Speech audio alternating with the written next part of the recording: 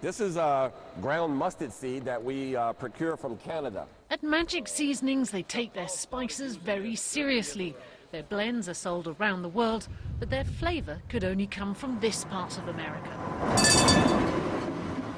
This exporter got its start here in New Orleans, in the kitchen of Chef Paul Prudhomme.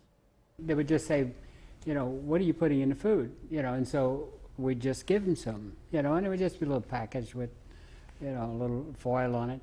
And then they'd come back and say, I want to buy some. And it just, now it's all over the world. Outside the U.S., our first market was Japan.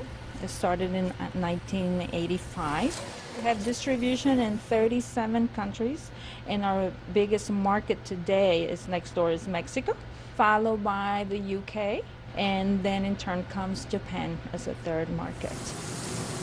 Make a little smoke, do a little dance.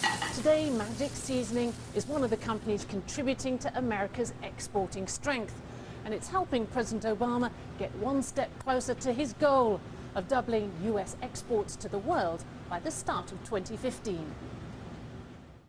And America is already halfway there. Back in 2009, the US exported $1.5 trillion worth of goods and services around the world.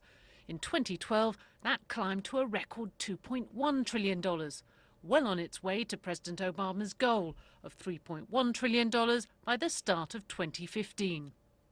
We reach 1 billion consumers around the world from this river right here. Roaring demand from developing countries has benefited companies in this part of the world, especially those who make higher-end products.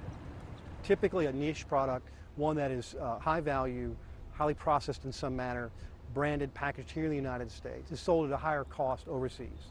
In China, for example, American foods are in huge demand, the perception of quality and safety. And so, to be honest, a lot of times the high-end consumers don't care what it costs. In fact, they want it because it's expensive. To boost American exports, President Obama has thrown his support behind trade deals with Europe and Asia Pacific.